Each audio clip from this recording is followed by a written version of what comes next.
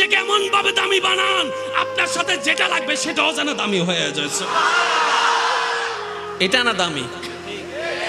নিজেকে দামি বানানোর যতগুলা মাধ্যম আছে তার মধ্যে একটা উত্তম মাধ্যমের নাম নামাজ। আমরা দামি বানাচ্ছি পালসারের আওয়াজ দিয়ে, আমরা দামি বানাচ্ছি প্রাডো গাড়ি দিয়ে, আমরা দামি বানাচ্ছি ল্যান্ড ক্রুইজার দিয়ে, আমরা নিজেদের দাম প্রকাশ করছি ফ্যাক্টরি দিয়ে, আমরা নিজেদের দাম প্রকাশ করছি সার্টিফিকেট দিয়ে। আরে যে শিক্ষায় কোনো অহংকার থাকতে নাই আমাদের মধ্যে মাথায় এখন কেউ যদি চিটাং ইউনিভার্সিটির ছাত্র হয় তার বাবা আলাদা, ঢাকা ইউনিভার্সিটির ছাত্র হলে বাবা আরো বেশি আলাদা, যদি অক্সফোর্ড ইউনিভার্সিটির ছাত্র হয় তাহলে তো পা তো মাটিতেও পড়ে না, আল আজহার ইউনিভার্সিটির ছাত্র হলে তাও মাথা অনেক উপরে থাকে। আমরা বাপ ধরি ওগুলাকে দিয়ে। নয় নয়, দামি এটা নয়। নিজেকে এমন ভাবে দামি বানান আপনার সাথে যেটা লাগবে সেটাও যেন দামি হয়ে যায়। এটা না দামি।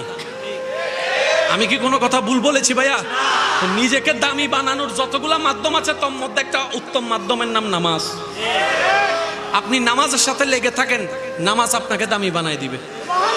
আমি কেমনে বুঝাই? মনে করেন কেউ একজন এখানে মোবাইল চুরি হয়েছে। কি চুরি হয়েছে?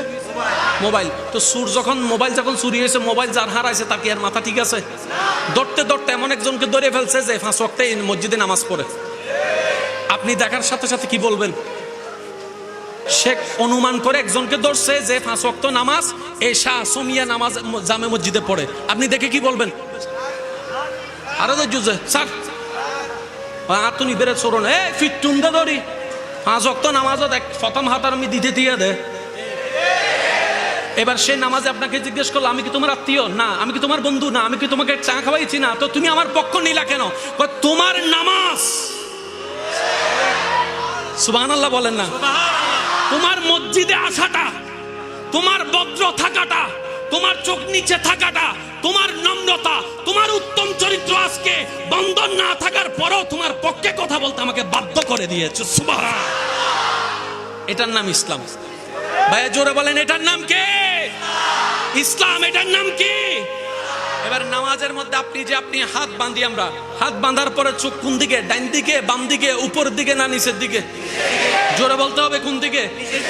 এবার চক্ষু ডাক্তার বলে যখন নামাজি নামাজ পড়ে চোখ যখন এক জায়গার মধ্যে স্থির করে রাখে এটা চোখের ব্যায়াম হয়ে যায়। কিভাবে হয়? যখন দাঁড়িয়ে থাকি চোখ এক জায়গায়, রুকুতে গেলে চোখ আরেক জায়গায়, সিজদায় গেলে চোখ এক জায়গায়, বসলে চোখ এক জায়গায়, সালামে এক জায়গায়, ওই সালামে আরেক জায়গায়, মুনাজাতের দোয়ার সময় চোখ এক জায়গায়। এই যে চোখের ব্যায়াম নামাজের মধ্যে হয়। তো সময় যেহেতু সংক্ষিপ্ত আমি খুব দ্রুত গতিতে বলে যাব। আশা করি সুবহানাল্লাহর নিয়ামত অর্জন করতে কেউ দ্বিধাবোধ করবেন না। দেখি কেমনে করে বলবেন, একটু বলেন তো দেখি। সুবহানাল্লাহ। শেষ ভালো যার, জোরে বলেন, শেষ ভালো যার। এবার আমি বলছি, আমার ভাইয়েরা একটা আওয়াজ দিবেন। নামাজ এমন একটি ইবাদত, যে ব্যক্তি নামাজকে আপন করে নেয় তার শরীরের সুস্থতার পার্সেন্টেজ বেড়ে যায়। নামাজ এমন একটি ইবাদত, এই নামাজের মধ্যে যত কসরত আছে, দাঁড়ানো, রুকু করা, সিজদা করা, বৈঠক করা, এই যে আপ ডাউন, এটার কারণে শরীরের রক্ত চলাচল সুন্দরভাবে চলতে থাকে। নামাজ এমন একটি ইবাদত যেটা কন্টিনিউ করতে থাকার কারণে হার্টের সুস্থতার হার দিন দিন বাড়তে থাকে। নামাজ এমন একটি ইবাদত যেটার মধ্যে সিজদায় গেলে ব্রেনের মধ্যে রক্ত সঞ্চালন আরো বেড়ে যায়, ব্রেন সুস্থ থাকে। নামাজ এমন একটি ইবাদত যেটা মানুষ পড়তে থাকলে ডিপ্রেশনের মাত্রা কমতে থাকে। নামাজ এমন একটি ইবাদত যেটা পড়তে থাকলে অশান্ত মন শান্তি হতে থাকে। নামাজ এমন একটি ইবাদত যেটার মধ্যে আস-সালাতু মেরাজুল মুমিনিন, মওলা দয়া করলে এই নামাজ বান্দার জন্য মেরাজও হয়ে যেতে পারে। নামাজ এমন একটি ইবাদত যেটা আপনাকে জান্নাতের দরজা পর্যন্ত পৌঁছায় দিবে।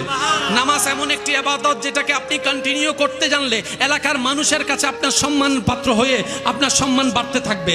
নামাজ এমন একটি ইবাদত যেটা আপনি ঘরের মধ্যে পড়তে থাকলে ঘরের মধ্যে রহমত আসতে শুরু করবে। সুবহানাল্লাহ। নামাজ এমন একটি ইবাদত যেটা আপনি কন্টিনিউ করতে জানলে আপনার ছোটরা আপনাকে সম্মান করবে, আপনার বড়রা আপনাকে স্নেহ করবে, এলাকার মানুষের অন্তরে আপনার প্রতি শ্রদ্ধা সম্মান বাড়তে থাকবে। বলেন সুবহানাল্লাহ।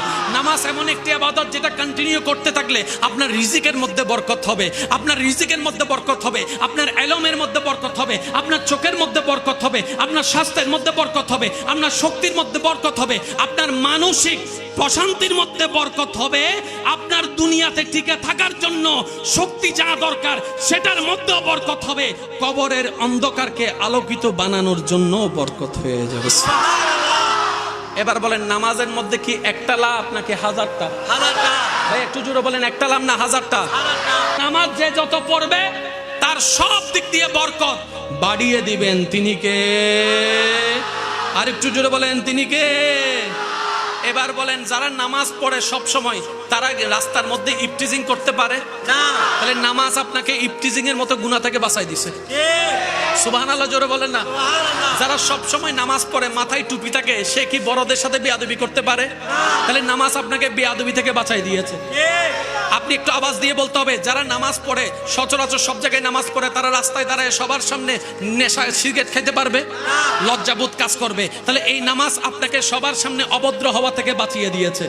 রাস্তা দিয়ে একটা মেয়ে যাচ্ছে, সবাই সুন্দরী মেয়ের দিকে তাকাচ্ছে, কিন্তু আপনি নামাজ পড়ে বের হয়েছেন, শুনেছেন এই জায়গায় সুন্দরী মেয়ে আছে, আপনার মন চাইলো আপনার পা কখনো চলবে না, কারণ আপনি নামাজ পড়ে এসেছেন। তাই তো আল্লাহ পাক বলেছেন ইন্নাস সালাতা তানহা আনিল ফাহশায়ে ওয়াল মুনকার। ও আমার বান্দারা, জাহান্নামে যাওয়ার জন্য গুনাহ দরকার, আর গুনার বড় হাতিয়ার হচ্ছে লজ্জাশীলতা হারিয়ে যাওয়া, অভদ্র হয়ে যাওয়া, অশ্লীল হয়ে যাওয়া। তুমি নামাজ তো ধরে রাখো, এই নামাজ তোমার ভিতরে তোমার উপরে লজ্জাশীলতার পোশাক পরিয়ে দিবে, পাপ কাজ থেকে দূরে নিয়ে যাবে। সুবহানাল্লাহ।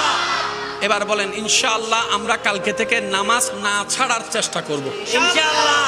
আমি কথাটা কিন্তু একটু ঘুরেই বলেছি, হয়তো খেয়াল করেছেন কিনা জানেন। আমি কিন্তু এটা বলি না কালকে থেকে আমরা নামাজ পড়বো, আমি কিন্তু কথাটা বলি না, কারণ এই ওয়াদা অনেক সময় মিস হয়ে যেতে পারে। একবার মিস হয়ে গেলে শয়তানে হবু দে, একবার তো মিস হয়ে গিয়ে আর কেন গরিবি শোনা। তাহলে আমি কথাটাকে ঘুরেই বললাম কি, কালকে থেকে আমরা নামাজ না ছাড়ার চেষ্টা করব। বলেন ইনশাআল্লাহ। কারা কারা এই চেষ্টা করতে পারবেন একটু দুই হাত তুলে দেখেন। আল্লাহু আকবার, আল্লাহু আকবার। একটা তাকবীর দেন তো।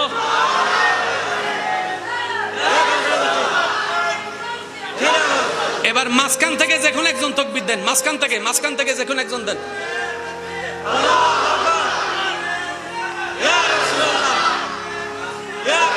শরীরের মধ্যে একটা ইমানি জোশ আসছে না? এই জোশটারে দিয়ে শয়তানের সুযোগ জুতা দিয়ে ফিরবেন। আপনি আমারে বলবেন ভাইয়া আমি তো ফিরতে চাই, তারা খুঁজতেছি অনেক দিন ধরে, ফাইলে না ফিরতাম। আমি বললাম যে আল্লাহ পাক যেখানে বলেছেন আদুউম মুবিন, গোপন শত্রু নয় প্রকাশ্য শত্রু, সে জায়গায় আপনার কাছে শয়তান গোপন থাকার কোনো প্রশ্ন থাকতে পারে?